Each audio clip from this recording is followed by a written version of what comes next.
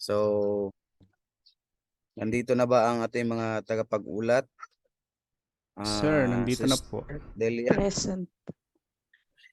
Si Emmanuel ba? Brother Emmanuel ang... Yan na, nag-ready na. Ready na siya, Prof. Sige. So, Ano pasok na, opening prayer muna tayo. Sige. Sige. Thank you. Okay, bro. Okay. At the silence of our heart, for the soul of departed loved ones of our brother George Maquiles and brother Benjamin Bongos, for her tita and lolo Nono, and for all the poor souls in purgatory, may they rest in peace. In the name of the Father, and the Son, the Holy Spirit. Dear Holy Trinity, united in perfect love, all three of you coexisted in one being. O Holy Trinity, come down upon us, for we, your poor miserable servants, call upon you. O Father, you are mighty and have done great things for us. We are your servant. Use us as you wish. O loving, caring Jesus, you have saved from total damnation. How shall we repay thee? Love, peace, and joy. Dearest Holy Spirit, without you, we would be lost. You give us the strength we need. Holy Trinity, we submit ourselves to you. With our voices and hearts, we glorify you, Father, Son, and Holy Spirit. You are the great and do wonderful things. You alone are our God. All praise and honor and glory are yours, now and forever, O most holy Trinity. In the name of the Father, and the Son, and the Holy Spirit. Amen. Good morning po. Amen. All right, so brothers and sisters, Professor, Tata Andrade, so we, the Group 8, are ready to share our knowledge with our report. So we'll start with Brother Emmanuel. Yan, good morning po mga classmate. Kumusta po tayo? Ngayon ay Sabado na naman.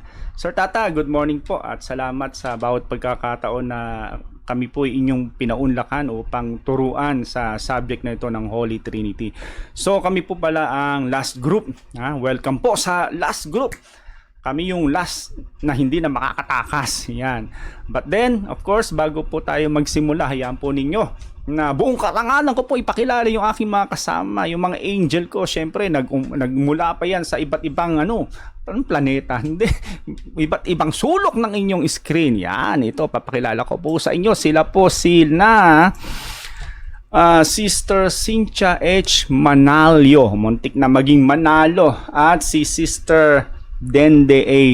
Luceno. Yan. At ang nakatakda po na subject po na ating tatalakayin ay about divine persons. Malupit processions and relations. At yan naman po ay buong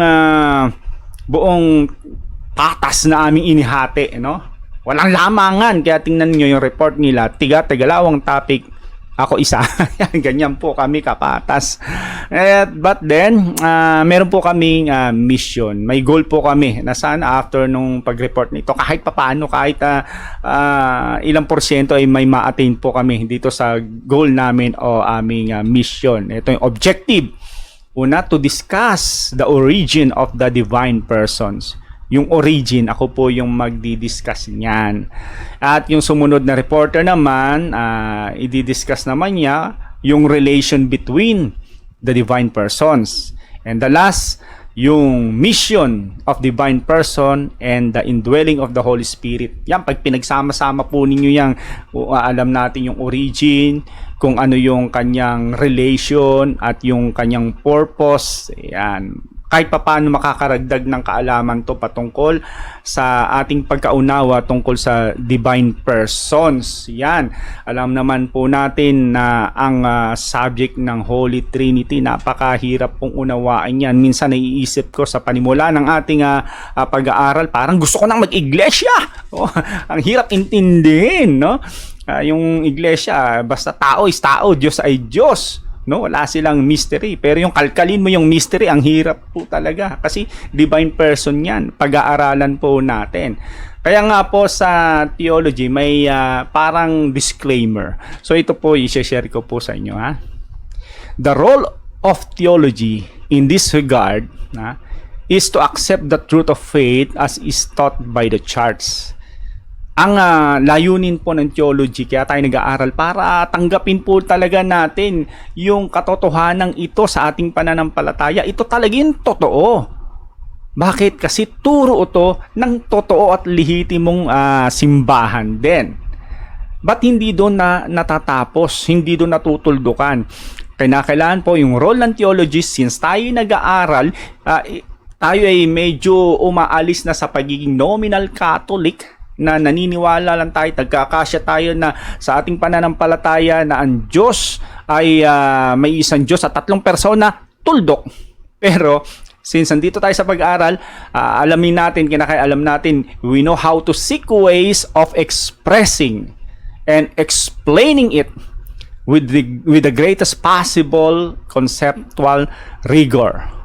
Although we know, ito yung parang lalabas na na pasubali, no?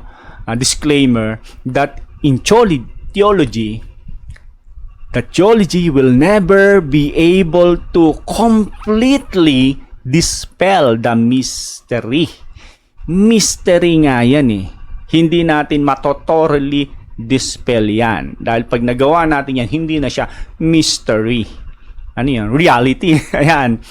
It is legitimate. Ito yung talagang it is legitimate and even necessary for Christian thinkers to find reasons for what the church believe. Yun yung ating layunin, na magkaroon tayo nung kadahilanan bakit ba ito yung tinuturo ng simbahan. Maipaliwanag natin to, maidemonstrate natin yung doctrine ng faith na ito sa isang reasonableng pamamaraan, yung katanggap-tanggap. Yan, kaya tayo ay may theology. Therefore, instead of explaining away, iwas sa pag pinag-usapan yung mystery, basta, yan. Catholic theology emphasize it even more by expressing it in a true but very limited way. Yan, limited lang po talaga, no? Pero meron naman yung ways na yon na ating matutunan is reasonable. Kaysa naman na mag-claim tayo na we fully understand the divine persons like the cult. Ito yung paliwanag nila. May 3 Diyos. Iba yung Diyos na si Kristo na ipinanganak. Iba din pala yung nag-transfiguration at iba yung nanalangin sa Gethsemane. May encounter akong ganon. Sinong Jesus ang kilala mo? Sino doon? Aba, para sa kanila parang nasasapian pala, no? Tas iba na. So, it is the way na competent sila. Pero tayo, we humbly accept this is in a very limited way but reasonable. Yan ang importante doon. Now, the ultimate purpose, as in any other question of Trinitarian theology, is to acquire deeper knowledge of the mystery of the divine persons. First, by studying their processions. Yan naka-underline yung deeper knowledge. Bakit deeper? Hindi kasi deepest. Pag deepest, parang sa dagat, yung abyss na. Yung deeper lang. Knowledge of mystery.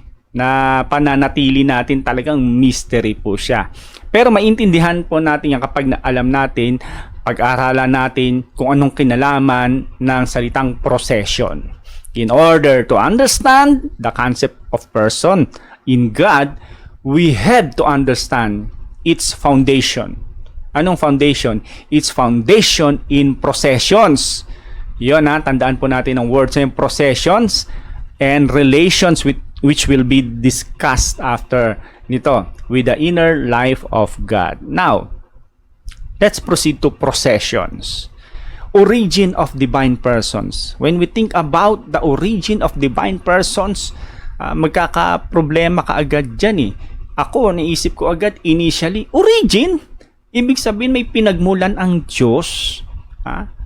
Ay akala ko nag-exist na siya, nandiyan na talaga siya. Pero bakit kinapit at iniakma yung salitang origin nito sa divine persons? So nakaka-curious, paano siya nagkaroon ng panimula? Yung iniisip natin pag panimula, out of nothing, nandun na siya, nag-create siya, nag-exist siya.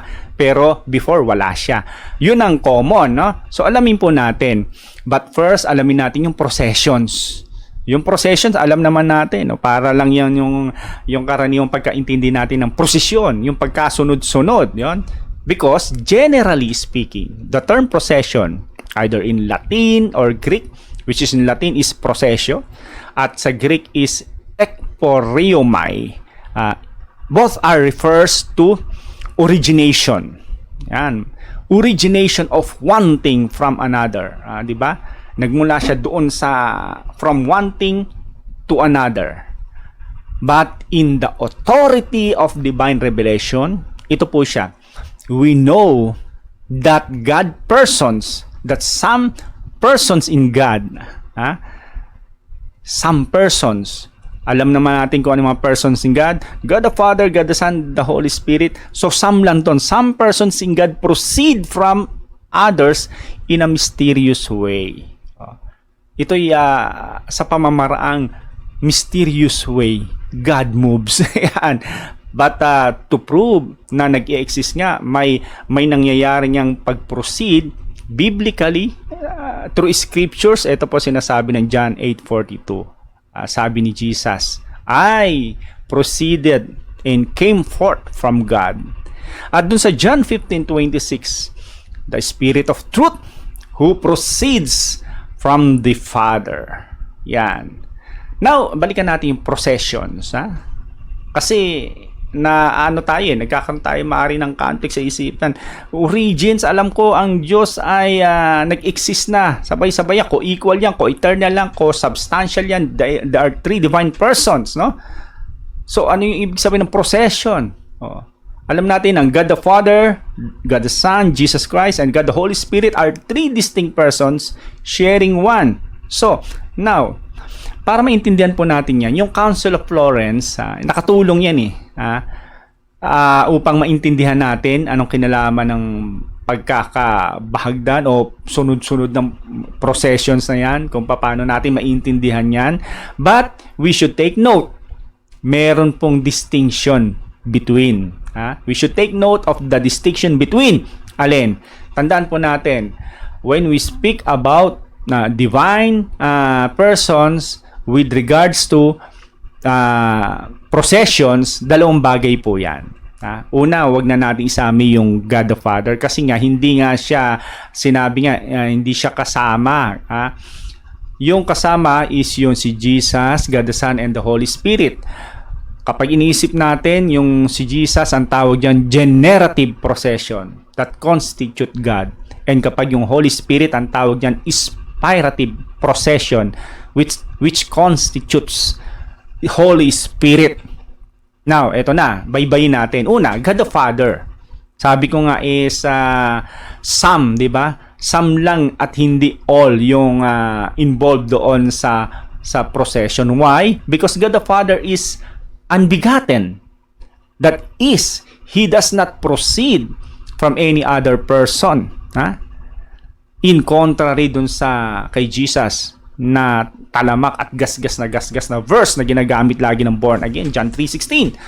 For God so loved the world that He gave His only begotten Son, that whoever believes in Him shall not perish but have an everlasting life. So ang pagka-describe doon is begotten Son, the only begotten Son. But about the Father, He is unbegotten. Kaya unbegat din, no?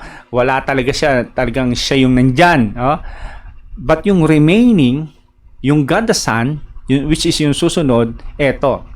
God the Son who as incarnate word. Ano yung incarnate word? Sa pasimula, siya ay berbo. At ang berbo ay nagkatawang tao. Nanahan sa gitna natin, no?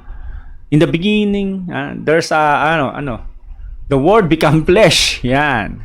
sino tinutukoy doon? Which is Jesus Christ. At yun ang sabi, proceeds from the Father. It is true by generation. Kaya pinatatandaan ko po sa ating kanina about generation at inspiration. So, with regards to the Son, ang tawag po dyan is generation procession. And ang supporting verse po niyan sa John 8:42, sabi po dito, Jesus said unto them, if God were your Father, ye would love me. For I proceeded forth and came from God. Lino, came from God. Neither came I of myself, but He sent me. Sinugo, pinadala, di po ba? Next, bilisan natin kasi para mabilis. What does the word origin means in divine procession? Yun na. Gusto kong ilapat to. Ano ba ibig sabihin ng origin, ng salitang origin in the concept of divine processions? Ito ba yung origin ng pagkakaintindi natin na kapag origin is from nothing na biglang nagkakaroon ng existence? As Saint Thomas Aquinas explains and Scripture reveals, the Son is uniquely begotten. Again, the Son is uniquely begotten of the Father. So yun ang keyword doon. Uniquely begotten.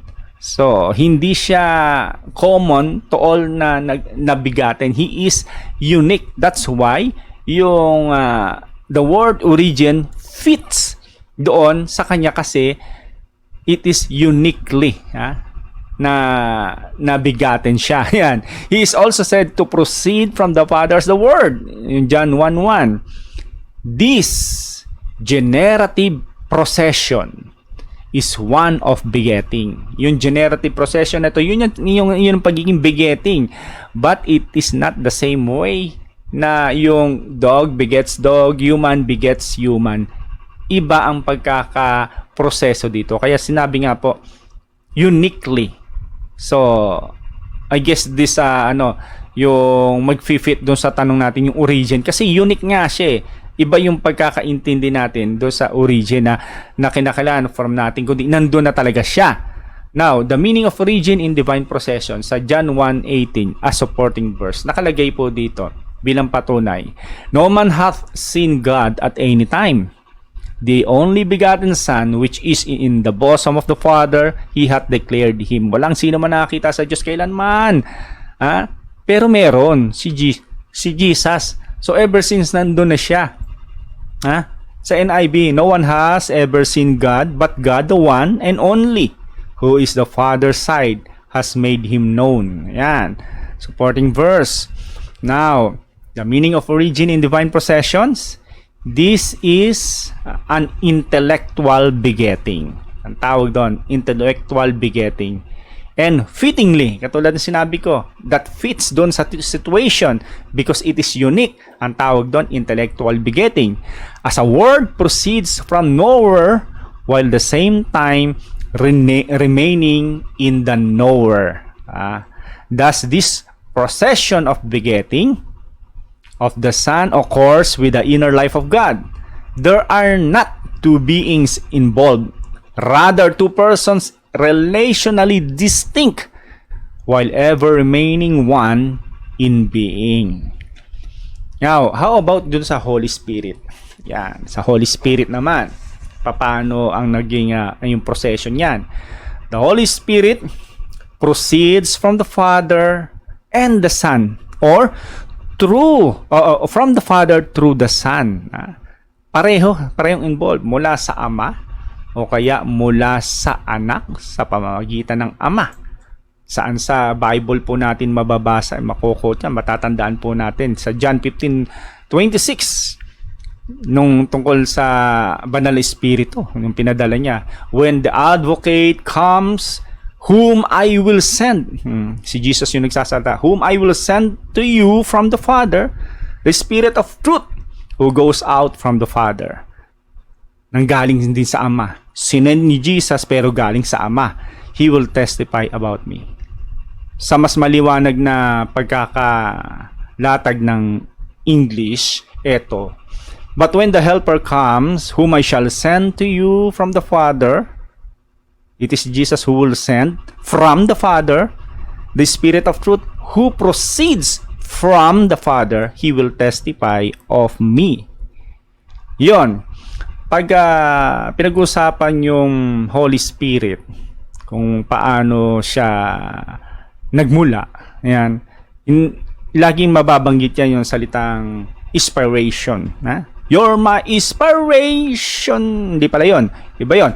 Yung inspiration is the second procession.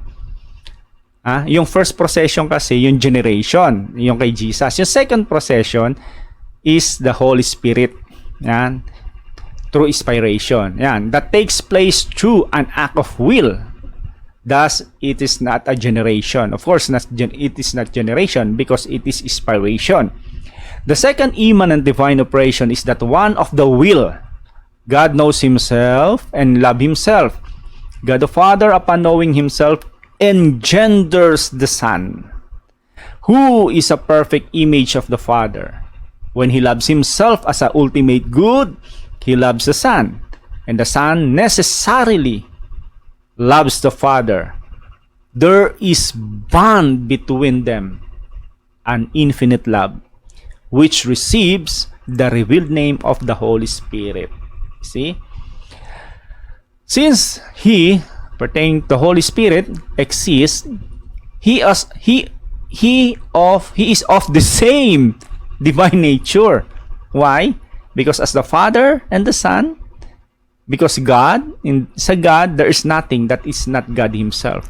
Lahat ng sangkap ng may kinalaman sa God, sa kanyang being, walang tapon. Lahat ng bagay sa kanya is God.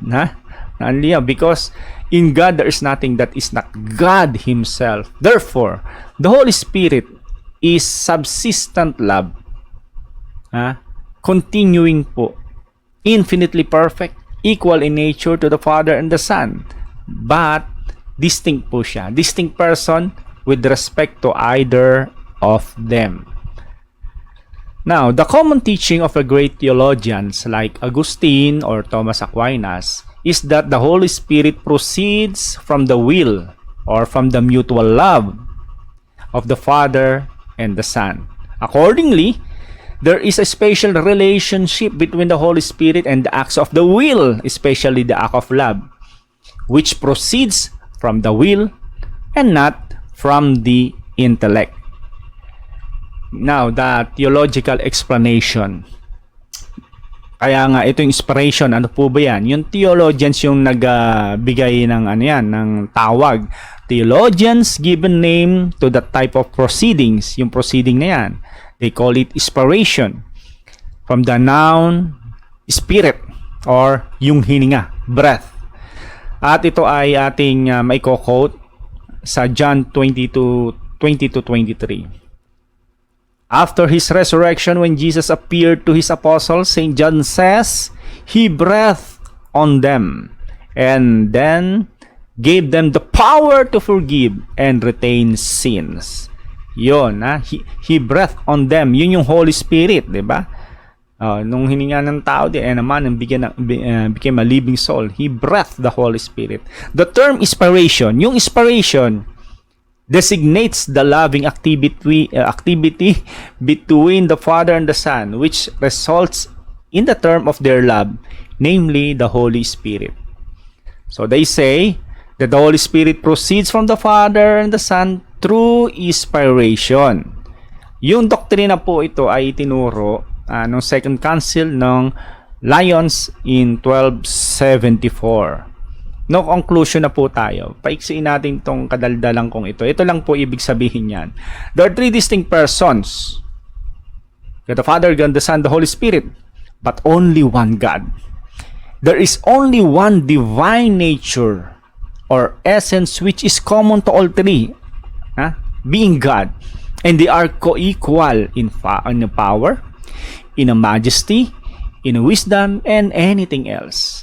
Pero may distinction po sila. Ano yun? Yung sa kanilang origin, yung procession. The distinction, una, the Father has no origin. Yan ang distinction. Pangalawa, the Son proceeds from the Father by intellectual generation. Intellect. Generative procession ang tawag po doon. There are two kinds of procession, di ba? Generative, spirative. The Holy Spirit proceeds from the Father and the Son as from one principle because of their intense mutual love. The Father loves the Son and the Son loves the Father so intensely that their mutual love terminates in the third person of the Blessed Trinity, the Holy Spirit. Yun yung spirative procession. It is from the will. Yung isa from the intellectual. And now, ito ay sinasabi kong ito, may isa-sum up lang natin sa 1, 2, 3, 4. Parang ganun lang yan. Intindi natin. 1. Ano ibig sabihin ng 1? One nature in God. 2. Dalawa lang yung procession. Generative procession and spirative procession. Generative procession, ibig sabihin, the Son proceeds from the Father. Yan. Spirative, ibig sabihin is pertaining to the Holy Spirit. The Holy Spirit proceeds from the Father and the Son. 3. 1, 2, 3. Ano yun? In Orthodox terminology. The Father, the Son, and the Holy Spirit are called three divine persons. And 4. Ito. Relations that constitute the Blessed Trinity. Yan ang hindi ko alam. At pakikinggan natin ang susunod na reporter. So, para sa susunod na reporter, maraming salamat po. Next po tayo. Thank you. All right, mga kapatid, narinig po natin si Brother Emmanuel Lumibaw. So, a virtual round of applause. So, next po natin si Cynthia. Allow me to share screen. Si Cynthia, please get ready. Yes, good morning po. Naririnig po ba? Malinaw naman po ba sa inyo? Ayan, okay, thank you po. The relation between the divine persons. Notion of relation. Ang mga pangalan ng mga banal na persona, ang Ama at Anak at ang banal na Espiritu Santo ay mga relatibong pangalan. Ang mga ito ay nagpapahayag ng ilang ugnayan sa pagitan nila. Ang mga relasyong ito ay nagmumula sa mga procession o relation of origins. Sa Diyos, kung ang isang persona ay ang Ama at ang isa pang persona ay ang Anak, dapat mayroong mga ugnayan ng paternity at filiation sa pagitan nila. Ang mga relasyon sa pagitan ng mga persona ay nagpapahintulot sa atin na makilala ang isang persona mula sa iba sa loob ng parehong banal na kalikasan. Doctrine of Faith.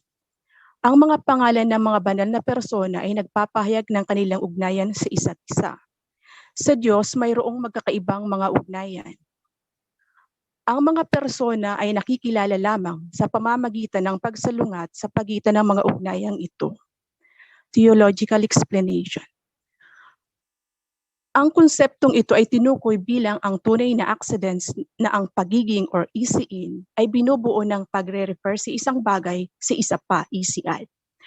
Ang isang accidents ay may kaugnayan sa isang paksa kapag ang isang bagay na tunay ay namamana ng hindi nito binabago, ngunit simpleng tinutukoy ito sa iba.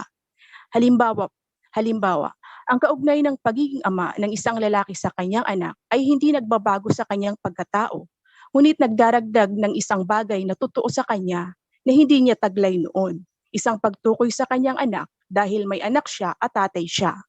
Walang relasyon kung walang paksa.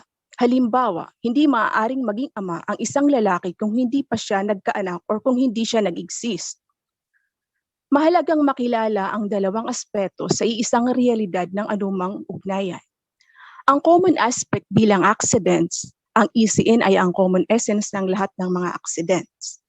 Ang specific aspect bilang purong ugnayan, ang ECAD ay ang specific essence ng accidents sa relation.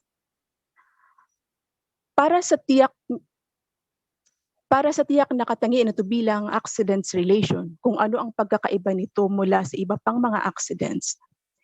Ito ay nagpapahiwatig lamang ng isang reference sa pagitan ng dalawang bagay. Ang ibang mga accidents ay laging may tiyak na kahulugan sa paksa at nananatili dito. Ang ugnayan ay nangangahulugan ng pagtukoy sa isa't isa. Gamit ang parehong halimbawa, ang kaugnayan ng pagkaama or paternity ng ama sa anak na lalaki ay hindi kasama sa mutual filiation. Ang ama ay hindi maaring anak ng kanyang anak. Kaya lumilikha ito ng isang relative opposition sa pagitan ng dalawa. Relatibo ang pagkakaiba, isa sa isa, ngunit totoo. Ang teolohiya ay kahalintulad na inilapat ang mga konseptong ito sa mga banal na relasyon. Ang mga banal na relasyon ay tunay na relasyon, ngunit ang mga ito ay hindi accidents. Kakulangan nila ng isiin ng mga accidents. Dahil sa Diyos, walang accidents. Ang Diyos ay walang komposisyon ng sangkap at mga accidents. Sa Diyos, ang mga banal na relasyon ay umiiral. Sila ay nakikilala sa banal na kakanyahan or essence. Anuman ang tunay sa Kanya ay kapareho ng Kanyang essence or kakanyahan. Ito ay isang bagay na misteryoso at hindi maintindihan para sa isip ng tao kung paano ang isang bagay na ganap tulad ng essence or kakanyahan ay maaaring maging ganap na magkapareho sa isang bagay na relative tulad ng relations. Sa Diyos, ang mga relasyon ay talagang magkapareho sa Kanyang kakanyahan. Ngunit ang mga ito ay makatwirang naiiba. Nangangahulugan ito na kahit na ang banal na kakanyahan ay talagang magkapareho sa pagkaama, ito ay naiiba sa konsepto mula sa huli dahil sila ay may iba't ibang kahulugan. Ang ganitong uri ng pagkakaiba ay tinatawag na isang lohikal na pagkakaiba o isang pagkakaiba ng katwiran. Hindi siya tunay na pagkakaiba. Ang magkasulungat na relasyon ay talagang naiiba sa isa't isa. Ang mga relasyon na magkasulungat ay kapwa nagbubukod sa isa't isa tulad ng paternity at filiation na tunay na naiiba. Ang tunay na pagkakaiba ay umiiral sa pagitan ng mga banal na relasyon ay nagpapahintulot sa atin na lohikal na ipahayag ang tunay na pagkakaiba sa pagitan ng mga banal na persona. Gaya ng itinuturo ng ating pananampalataya, ang tatlong persona ay lahat pantay-pantay dahil sila ay isang Diyos. Ngunit sila rin ay naiiba sa isa't isa. Ang unang persona bukod sa pagiging Diyos ay Ama rin. Dahil ang kaugnay ng pagkaama ang siya nagpapakilala sa Kanya. Ang Diyos Ama lamang ang paksa ng kaugnayang iyon. Sa parehong paraan, ang anak lamang ang paksa ng relasyon ng filiation na salungat sa paternity. Siya lamang ang anak sa banal na Trinidad. Letter F.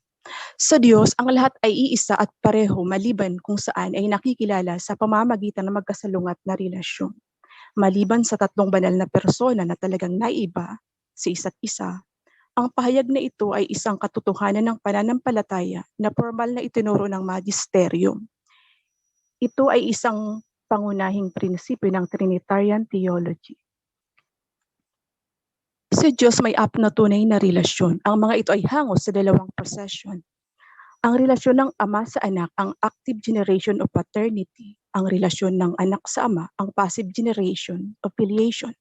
Ang kaugnayan ng ama at ng anak sa Espiritu Santo, ang active aspiration. At ang kaugnayan ng Espiritu Santo sa ama at sa anak, ang passive aspiration. Ang mga kaugnayan ng pagkaama at filiation na tunay na magkasalungat sa isa't isa ay nagmumula sa generation. Ang active aspiration ay ang kaugnayan ng ama at ng anak bilang isang solong prinsipyo sa banal na espiritu. At ang passive aspiration ay ang kabaligtaran ng kaugnayan ng banal na espiritu sa ama at sa anak. Sa apat na relasyon, tatlo lamang ang magkasalungat sa isa't isa. Ibinubukod nila ang isa't isa. At sa gayon ay nakikilala ang mga banal na persona. Ang aktibong aspiration, pagamat salungat sa passive, hindi ito laban sa paternity at filiation. Ang mga bagay na nakikilala magkasalungat na relasyon ay pareho sa Diyos. The divine persons. Mayroong tatlong persona sa isang Diyos. Pag-aralan natin kung paano ipahayag kung ano ang mga banal na persona. Doctrine of Faith. Ang Ama ay isang persona, ang Anak ay ibang persona at ang Banal na Espiritu ay isa pa ring persona. Ang pagkakaiba sa Diyos ay matatagpuan sa mga persona. Ang Banal na Trinidad ay iisa at hindi nahahati dahil sa iisang banal na kalikasan o esensya nito. Ngunit ito ay multiple dahil sa mga katangian ng bawat persona. Ang pagkakaiba ay batay sa mga personal na katangian ng bawat persona. Dahil mayroong isang bagay na nararapat at eksklusibo sa bawat isa. Ang mga personal na katangian ay maaaring ipahayag sa pamamagitan ng pagsasabi na ang Ama ay nagkaanak, ang Anak ay pinanganak, at ang Banal na Espiritu ay nagmumula sa dalawa. Sa makatuwid, ang pagkaama ay nararapat sa persona ng Ama, ang pagiging anak sa anak, at ang procession sa Espiritu Santo. Theological explanation. Ang philosophical na ideya ng tao ay batay sa tatlong pangunahing mga idea: subsistence, individuality, at rationality. Ang tao ayon sa kaugalian ay tinukoy bilang isang nabubuhay na individual na may makatwirang kalikasan. Sa paglalapat nito sa Diyos, ang banal na persona ay tutukuyin bilang isang nabubuhay na individual sa banal na kalikasan. Ang bawat banal na persona ay ang nag-iisang banal na diwa ng isang personal na katangian na nagpapahiwatig sa kanya na naiiba sa iba pang dalawang persona. Ang mga banal na persona ay ang patuloy na relasyon ng pagkaama or paternity, filiation, at passive aspiration o procession. Kaya ang persona ng Ama ay ang patuloy na ugnayan ng paternity, ang persona ng Anak ay ang patuloy na ugnayan ng filiation, at ang persona ng Banal na Espiritu ay ang patuloy na kaugnayan ng passive aspiration o procession. Ito ang hindi maarok na misteryo ng mga banal na persona na maaaring ilarawan sa isip ng tao ngunit hindi mauunawaan. Hanggat sila ay naiiba, ang bawat isa ay isang persona. Ang kanilang pagkakaiba, ito ay katangian ng bawat persona. Ang paliwanag na ito ay sumang-ayon sa ipinahayag na katotohanan nagsasabing mayroon lamang tatlong personas sa Diyos. Dahil sa Kanya ay mayroon lamang tatlong magkasalungat at tunay na mga nabubuhay na relasyon. Dito po nagtatapos ang aking topic. Maraming salamat po sa pakikinig. Ang akin po mga references ay ang Fundamentals of Catholic Dogma, pages 83 to 86, Faith Seeking Understanding, Volume 1 on One God and Triune, saka Catechism of the Catholic Church, paragraph 254 to 255. Maraming salamat po ulit. God bless us all. All right, so parang it's my turn to report. Thank you, Sis Cynthia. So first and foremost, I would like to say good morning once again, Professor Tata and classmates. So it's my turn to report or to discuss about the mission of the divine persons and the indwelling of the Blessed Trinity and the soul. So I am Sister Dendy Lucenio, so this is my report. So the mission of the divine persons. So we know that God is love, the Father, the Son, and the Holy Spirit. So God wants to communicate His glory to mankind. Such is the compassionate plan of God conceived before the creation of the world in His only begotten Son. So we know for sure that God destined us to love to be His sons through Jesus Christ, which we can see that, or we can see it in Ephesians chapter 1, verse 5, and also to be confirmed to the image of His Son in Romans chapter 8, verse 29, by the means of the Holy Spirit of sonship. Romans chapter 8, verse 15.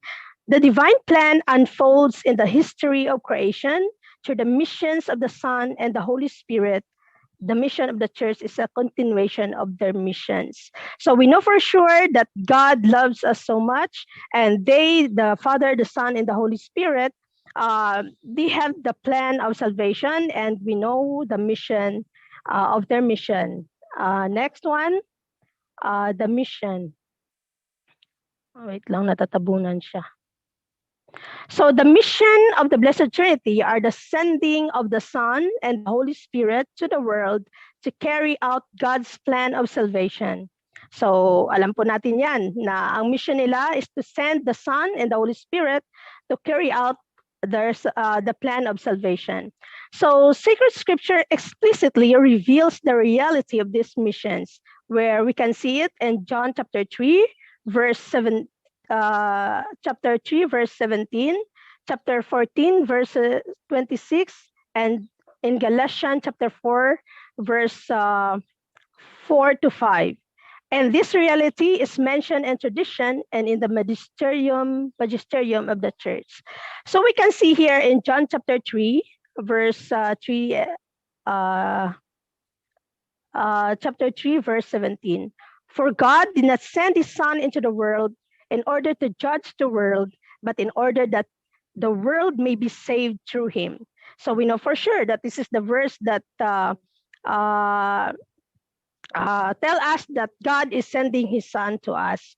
And then in John chapter 14, verse 26, but the advocate, the Holy Spirit, from whom the Father will send in my name, will teach you all the things and will suggest to you everything whatsoever that I have said to you.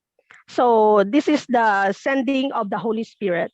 But when the fullness of time arrived, God sent his Son formed from a woman formed under the law, so that he might redeem those who were under the law, in order that we might receive the adoptions of sons. So this is the mission of the Blessed Trinity, to send the Son and the Holy Spirit. Let's move on. But ayaw. All right. Theologically, a mission can be defined as the sending of a divine person to creatures by the other person or persons, from which the one sent eternally proceeds. So we know for sure that the Father sent the Son, and the Father and the Son sent the Holy Spirit. The end of the mission is a presence in the world that is different from the presence that the person already had as God. Only the Son and the Holy Spirit are sent because they are the only two persons who proceed eternally from God. So, kung nalala po natin yung topic ni Bro Lumibaw, Bro Emmanuel, na ito po yung sinasabi natin na generative at saka spirative, kung nalala po ninyo. The Son is was sent by the Father, that is generative, and the Father and the Son sent the Holy Spirit, which is we know for sure that this is spirative. So next, although they are eternal in divine design, the missions are carried out in time. They are divided into visible and invisible mission according to the effects they produce in creatures. So what are those visible missions? So we know that the incarnation and the coming of the Holy Spirit on Pentecost, we can see that as the visible missions. And the invisible mission is the indwelling of the Holy Spirit, and with him, the Father and the Son in the soul through grace. So alam po natin na ang visible mission, ito yung effect nila sa creatures like us. So we can see and we know that the incarnation and the coming of the Holy Spirit, so that is how the Blessed Trinity affects us, and we know that their mission is carried out in time. So let's move on. Bakit ayaw maggumalaw? All right. A divine mission is the procession of one person from another with reference to a new way of existing in an external term. The point is that because of the divine processions, the Father sends the Son. So we know from a while ago that the Father is unbegotten. Wala pong may nag-send sa Father. He does not proceed from any other persons. And then the Father sends the Son, and the Father sends the Son, and the Father and the Son send the Holy Spirit, as we talked a while ago. Thus, St. Paul says in Galatians chapter 4, verse 4, God sent his Son. Both the Father and the Son are described as sending the Holy Spirit. So we have the references, but the advocate, the Holy Spirit, whom the Father will send in my name, will teach you everything and remind you of all I have said to you. We can read it in John chapter 14, verse 26. In the following chapter of John, Jesus says that he will send the Holy Spirit. When the advocate comes, whom I shall send to you from the Father, he will be my witness. So we have the references here that the Father sends the Son, and the Father and the Son send the Holy Spirit. Next one, the indwelling of the Blessed Trinity in the soul. So the triune God did not just reveal his intimate life to us. He went so far as to transform the soul into a temple in which he dwells. So we can read it in John chapter 14, verse 23. We will come to him and make our home with him. And then in 1 Corinthians chapter 3, verse 16, do you not know that you are God's temple and that God's Spirit dwells in you? So alam po natin yan na the Blessed Trinity dwells in our soul. The reality of this indwelling presence transcends the capacity of our intelligence. Still, we must see that this is the true source, center, and foundation of Christian life. Let's see for the next. The indwelling means the Father, Son, and the Holy Spirit become personally present to us through grace in a unique way. Their presence in the soul affects both our knowledge and our love. When the Bible speaks about sending or mission of the Son and the Holy Spirit, it is referring to the special way in which they proceed in the Trinity itself. The temporal missions, therefore, reflect the individual characteristic of the divine persons. The Father sends the Son. The Father sends, but is not sent. Why is that so? Because alam naman natin that the Father is unbegotten. So wala siyang pinagalingan. And then the Son is sent and sends. Why is that so? We know for sure that the Father sent the Son. That's why he is sent. And he sends. Why? Ano yung sinend niya? We know that the Son and the Father sends the Holy Spirit. That's why the Son is sent and sends. The Holy Spirit is sent but does not send. Why is that so? So the Holy Spirit is sent. We know for sure that the Father and the Son sent the Holy Spirit, but the Holy Spirit didn't send anyone. Okay, let's move on. So the Catechism of the Catholic Church states the ultimate end of the whole divine economy is the entry of God's creatures into the perfect unity of the Blessed Trinity.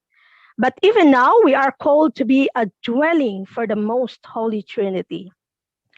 If a man loves me, according to the Catechism, says the Lord, he will keep my word, and my Father will love him, and we will come to him and make our home with him. That's why dapat tayo lagi, di ba, sinasabi natin na pag tayo makasalanan, so parang hindi tatahan dito sa atin yung Trinity. That's why we'll make ourselves clean always to make the dwelling of the Blessed Trinity. So next one. In the encyclical of Pope Pius XII entitled Mystici Corporis, states that the divine persons are said to inhabit inasmuch as they are present to intellectual creatures in a way that transcends human comprehension and are known and loved by them, yet in a way that is unique, purely supernatural, and in the deepest sanctuary of the soul. It is a kind of supernatural presence through grace by which the Blessed Trinity himself, not just his created gifts, become present in the soul. So that is according to the teaching of the encyclical of Pope Pius XII. So next one, the indwelling of the triune God in the soul is the beginning of habitual and intimate conversation with each one of the divine persons. So this is the ambitious goal of the life of prayer. That's why we, as Catholics, even non-Catholics who believes in the Blessed Trinity, so when we pray, it comes to my realization that when we pray, we really have, when we pray, we can see that even in our concluding prayer, we say, not in the concluding prayer, but we say that Father, through Jesus Christ, in the unity of the Holy Spirit. Even you and I always says that. So that's why according to the life of prayer, so we always reflect with the Blessed Trinity in our soul through grace. That's why we continue to have communication with the Blessed Trinity through the life of prayer. That's why we can say always that we will be always a prayerful person. We try hard because through prayer, we can really communicate to our triune God. Let's move on. So our heart now needs to distinguish and adore each of the divine persons, right? Through our prayer, the soul is as it were, making a discovery in the supernatural life, like a little child opening his eyes to the world about him. The soul spends time lovingly with the Father and the Son and the Holy Spirit, and readily submits to the work of the life-giving Paraclete, who gives himself to us with no merit on our part, bestowing his gifts and the supernatural virtues. That's why in our soul, when we pray, we always indulge ourselves with a Blessed Trinity. That's why we always have this prayerful life that will always connect us to the Father, the Son, and the Holy Spirit. So during my discussion, since my report is just a short topic only, so I want you all to have this in your mind, even if you forgot what I have said or about my discussion, but please consider these points. That creation, salvation, and sanctification are known as the divine missions of the Blessed Trinity. So bear in mind that creation, salvation, and sanctification, these are the divine mission of the Blessed Trinity. We must remember that all three persons of the Trinity act as one and are fully present in all the mission. Next, the Father sends the Son, bear in mind, and both the Father and the Son send the Holy Spirit to us, and the Spirit makes us members of the body of Christ. Next one, by God, God means of the Spirit dwells in the spiritual temple and the heart of believers. So we know that this Blessed Trinity dwells in the spiritual temple, which is, alam naman natin, saan ba nananahan? So it is in the heart of the believers. Christian who remain in a state, remember, of sanctifying or habitual grace are blessed by this most holy indwelling. That is based on the Catechism of the Catholic Church, number 2000. So I hope that you all learn from this report. And this is my report, I think. So thank you, Professor and classmate, for your attentions.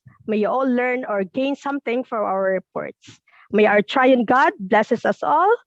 Thank you very much for your listening ear, and Pro Deo et Ecclesia. So dito lang po nag-i-end yung aming report.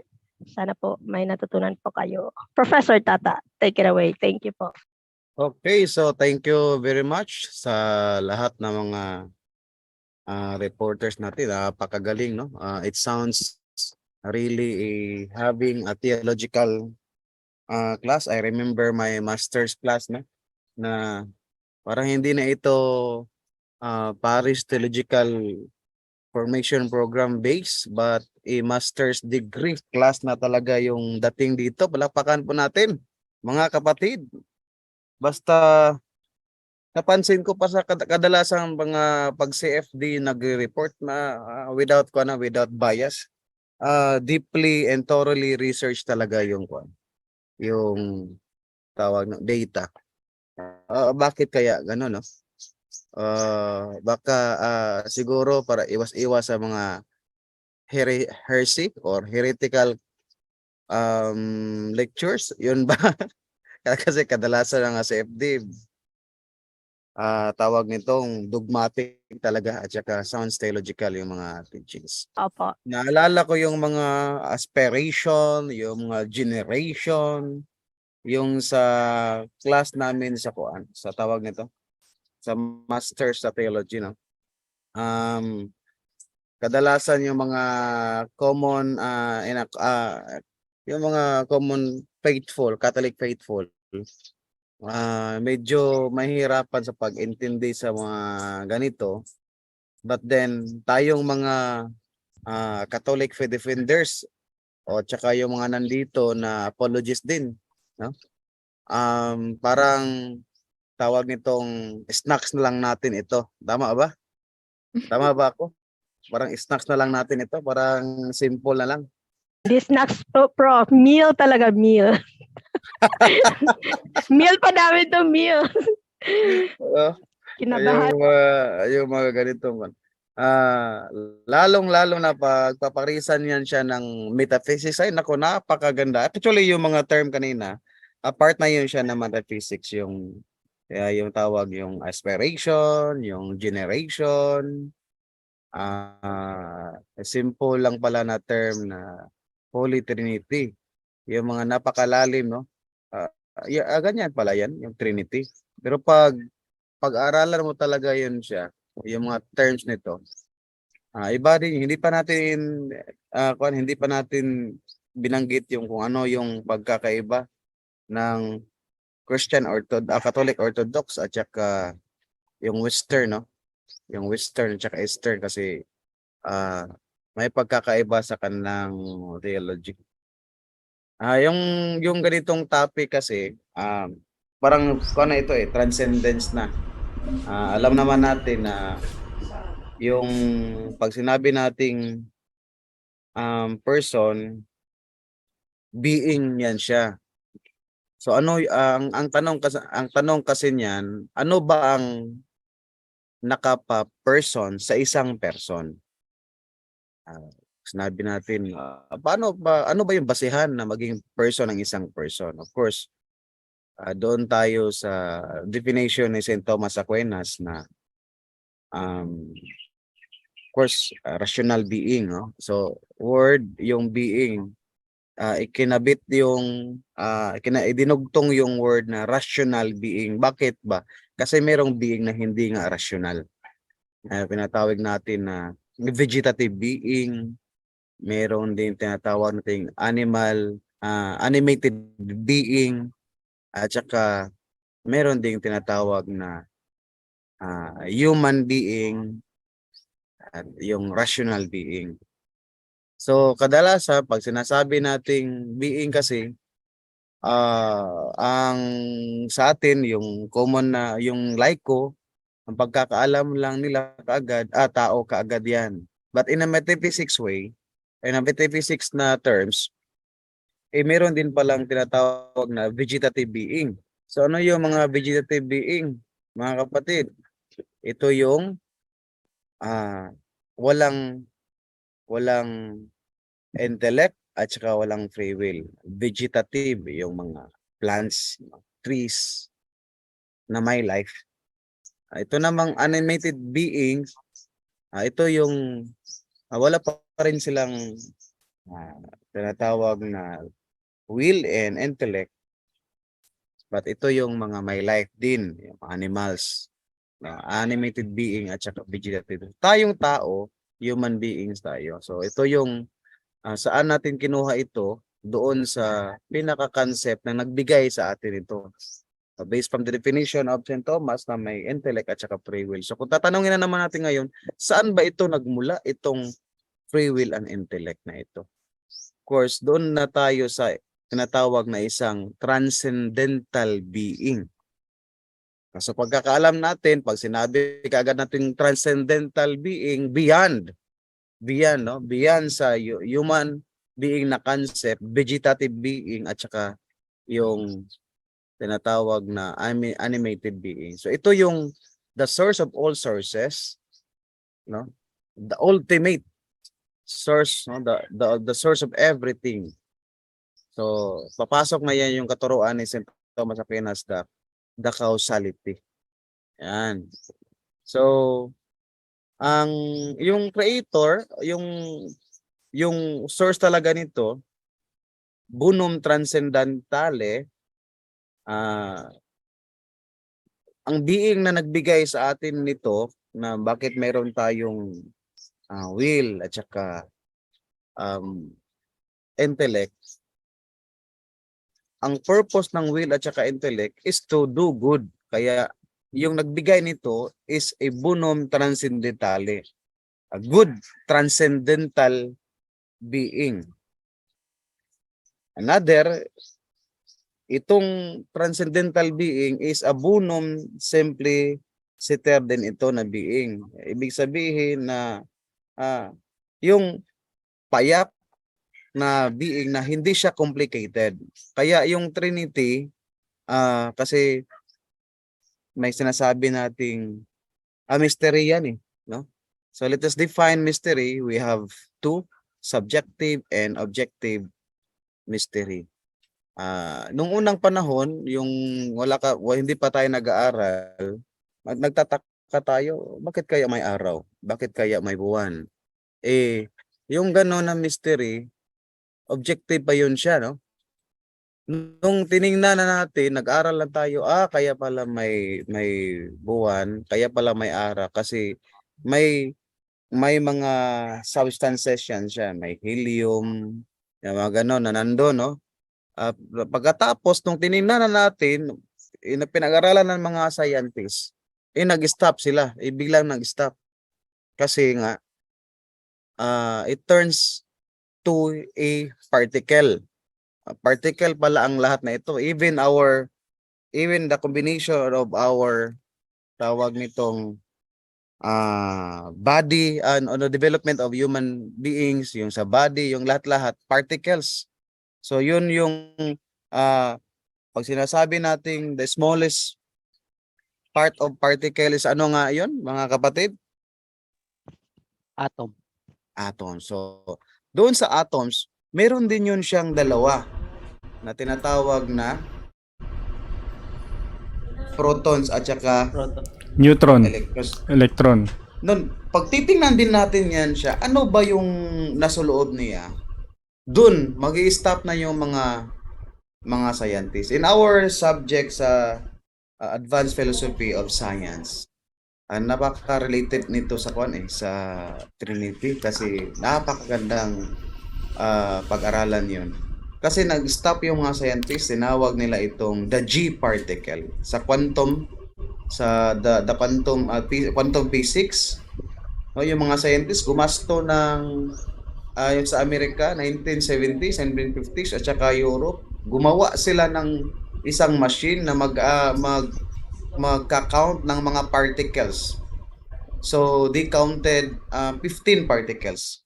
Then hinanap nila yung ika-16 na particle na tinawag lang G particle.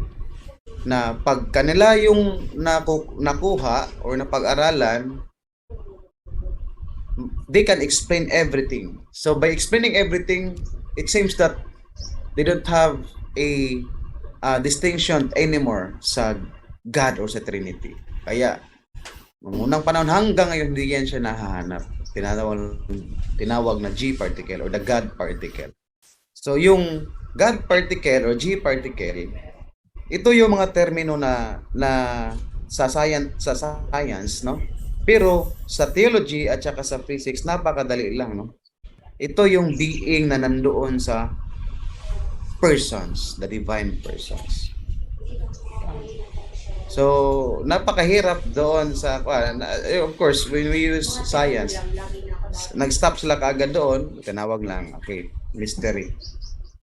So, yung objective mystery na natugunan, naging subjective mystery. Sa atin ngayon, pinag-aralan natin ngayon, we are in a objective mystery na paalaman na natin. But if we try to delve talaga yung aspiration, yung generation, sinong nagbuo ng mga terms na ito, is it really confirmed that this term will be used according to the context of this transcendental being? Is the human languages or yung terms na ginamit ng ating mga forefathers are enough to describe really what God is? Pagkatapos next question, masasatisfy ba din natin ang tao kung yung mga terms na ginamit natin, pag hinanap talaga nila ang Diyos, can we satisfy, can the church satisfy the faithful using science? Kaya, doon papasok ang faith. Sa faith about Trinity is napakalaki ng role, no? Kasi nga kahit na balik rin natin sa pag-aralan natin itong Trinity hanggang sa objective mystery lang talaga tayo. Ibig sabihin, doon lang tayo sa teachings ng simbahan. Yung napaka-talino na church fathers natin, no? Binigyan ng ilang percentage lang ng kaalaman upang maipaliwanag kung ano yung objective mystery ng ating paniniwala, which is the Holy Trinity, the center or the focal point of our faith. So I'm so happy to hear some theological terms from our reporters, not only sa group 8 but to all reporters, no? For that, you deserve a big round of applause. Okay, so I will give to the floor to our energetic and ever supportive Bidel, Ma'am Delia Jarina, for the open forum. We have time pa, no? Daginuto na to ang time, mga 20 minutes. Sige, pasok. Sige. Sige, kinsay gusto pang mag-question? Ako lang mag-moderate. May question ako sa sarili kong report. Sige bro, sige bro. At nais kong itanong kay Sir Tata. Sir, nabanggit ko kasi doon sa report na Sige. yung being ng God, walang anumang parte ng pagka-Diyos ang hindi Diyos. So, tanong ko dito, alam natin na si Jesus is true man and true God. Ngayon, being a true man, siya ba ay God nun? Yung siya lang mismo.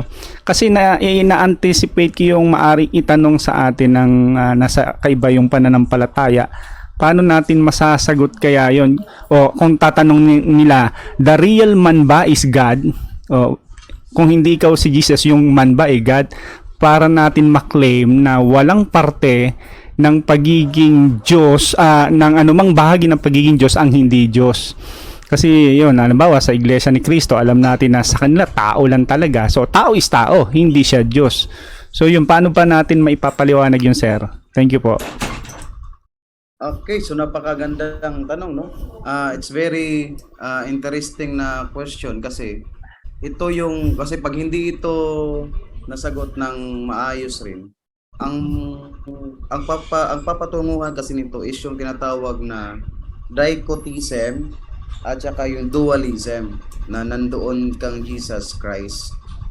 Unang-una, merong being na nandoon kang Jesus Christ, hindi pa nag-assume siya ng tinatawag nating human nature. So yung being, ang carrier ng being na makikita is yung divine person.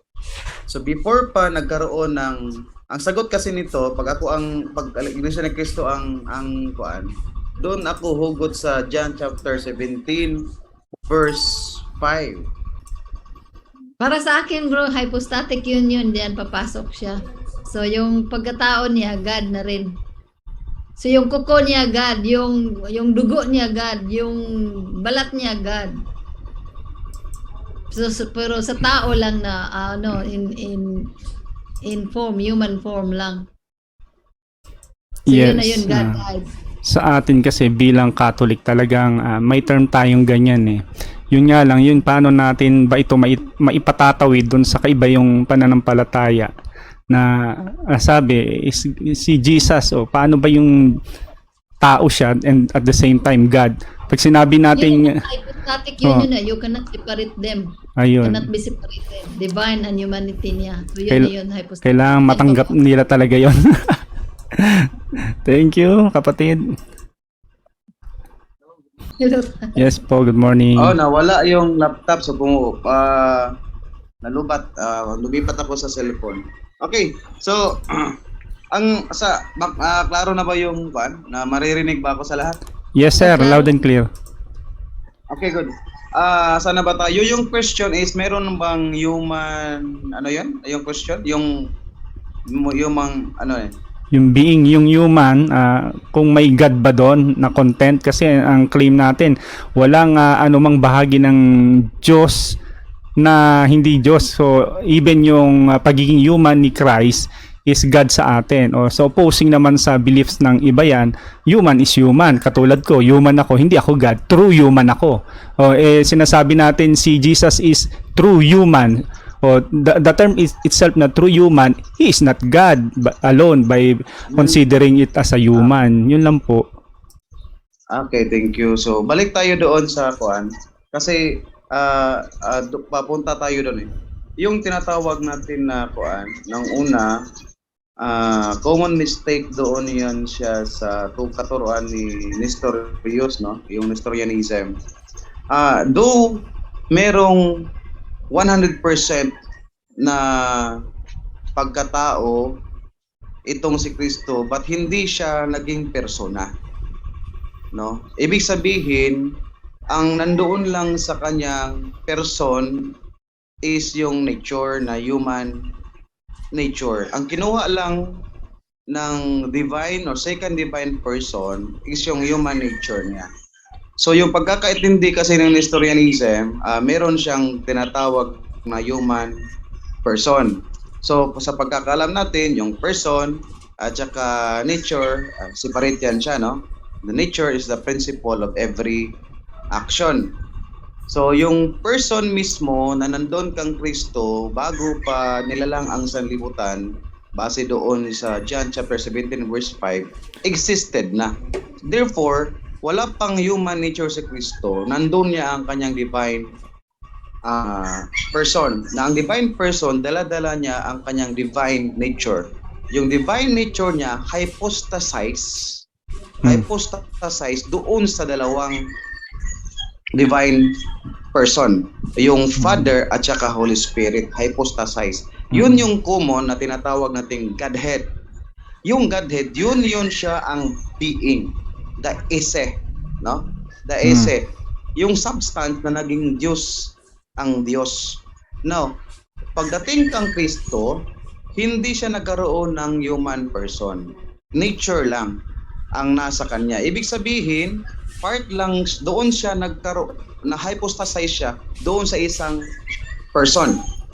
So hindi naman din nagmix, kaya ang term sa ating simbahan sa Fundamentals of Dogma, unmix siya. Ibig sabihin, the two substances, yung substance ng isang divine nature at saka yung human nature, hindi po siya nagmix. Kung hindi, nag-exist yan doon sa isang divine person.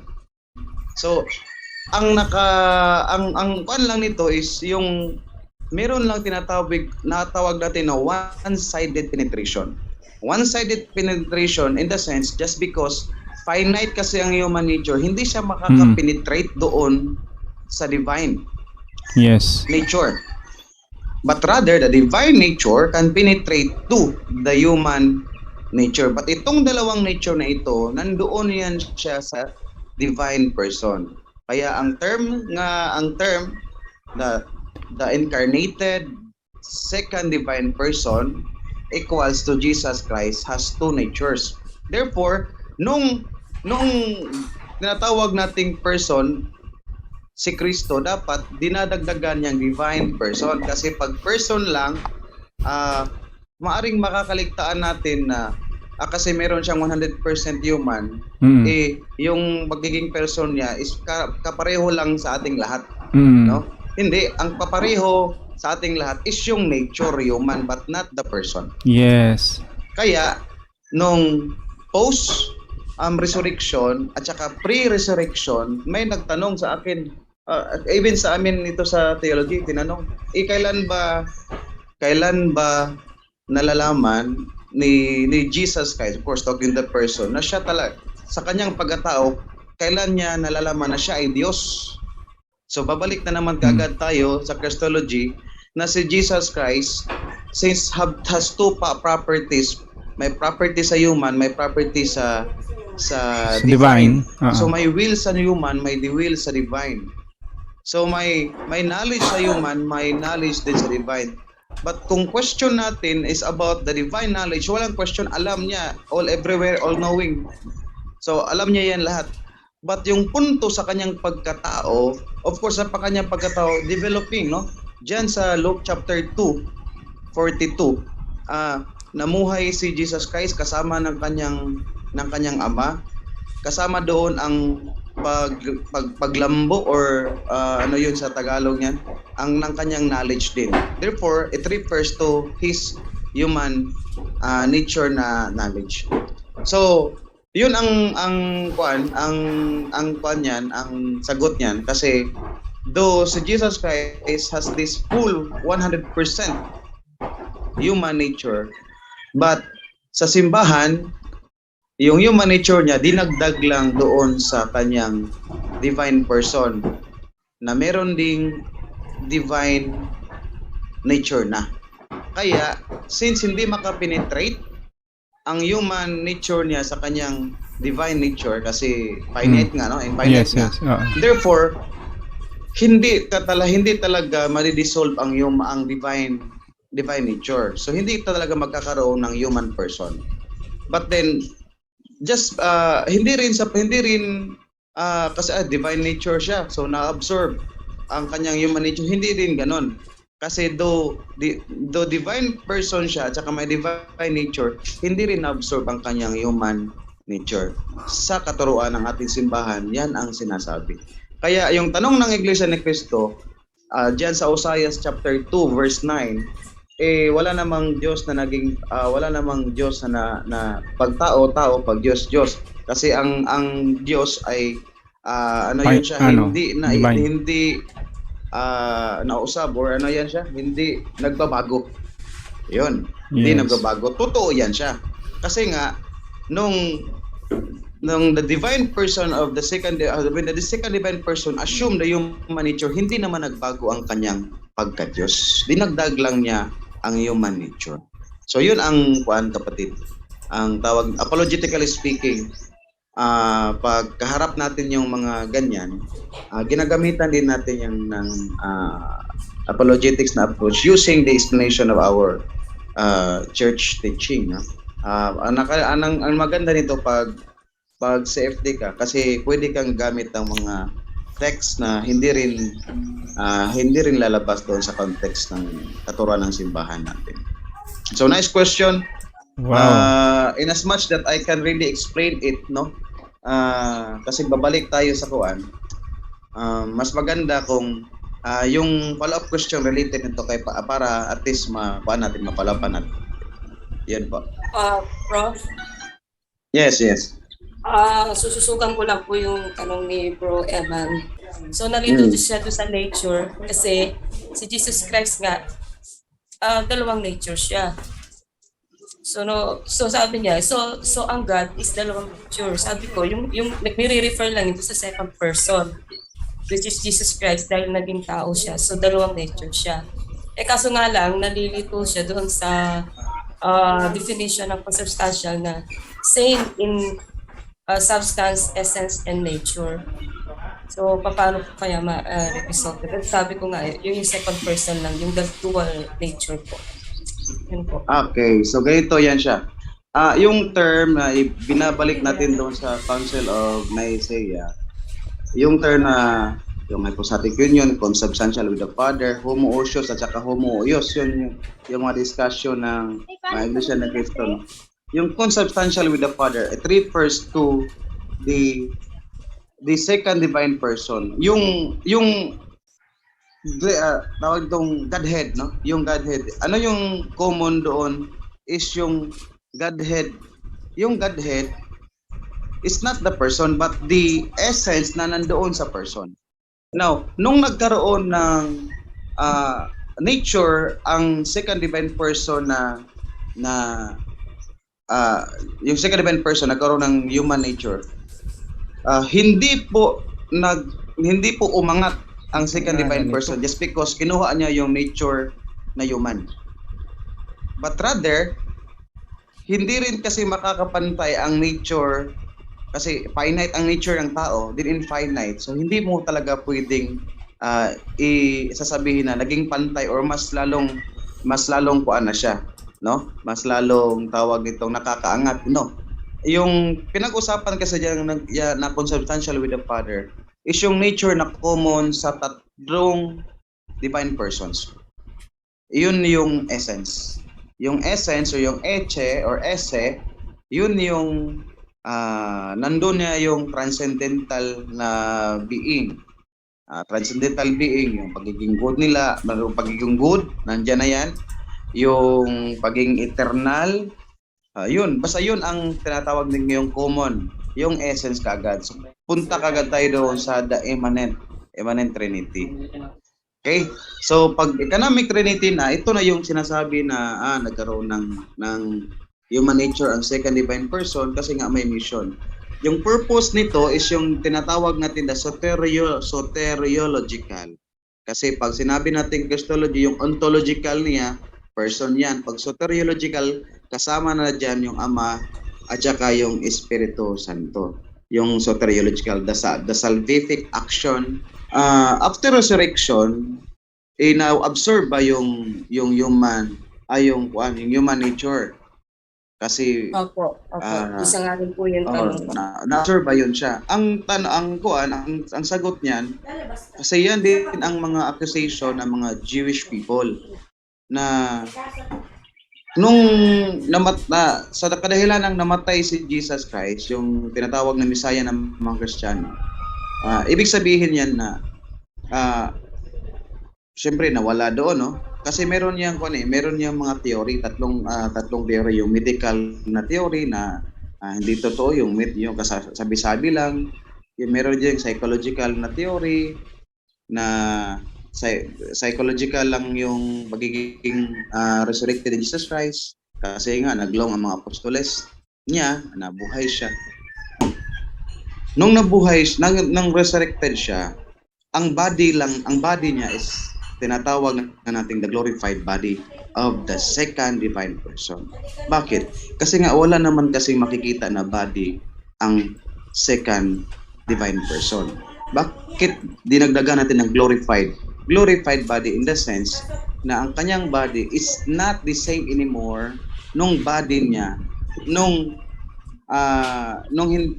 nag-suffer pa siya, nag-minister pa siya. No? Kasi yung glorified body, na yan din ang future nating mga followers niya, no? Ay hindi na po bounded ng gravity at saka ng time. So, but since hindi na siya bounded ng gravity at time, doon sa spiritual realm or spiritual na world na pinaghaharian ng Trinity ng Diyos, yung body na yun pa rin ang babalik pagdating ng panahon sa second judgment. But this body is not under na sa gravity, time and gravity. Therefore, babalik at nakapunta na si Jesus Christ doon na the same nature. Meron din siyang nature na human. So, but wala siyang human person. Nature lang po ang nasa kanya. No? Hindi na yan siya mawawala kasi yung hypostatic union, katuruan ng hypostatic union, from the moment of conception, no? Hanggang sa eternity na yung kuan. From the moment of conception. At hindi rin ibig sabihin na yung moment of conception lang doon kasi doon lang isinilang or doon lang nagkaroon ng second divine person. Mali po.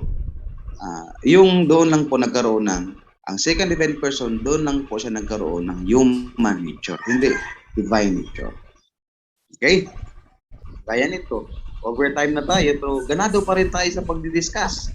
Yun ang Assignment pala namin. Ano ba yun? Anong asa?